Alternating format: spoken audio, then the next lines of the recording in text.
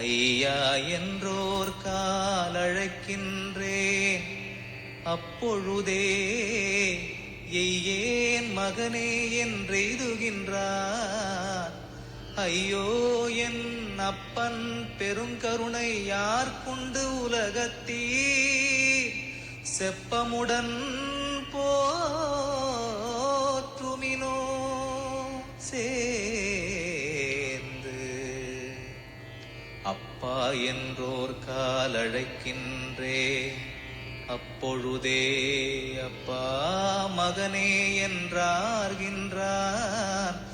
துப்பார் சடையான் சிற்றம்பலத்தான், தானேதான் ஆனான் உடையான் உளத்தே உவந்து.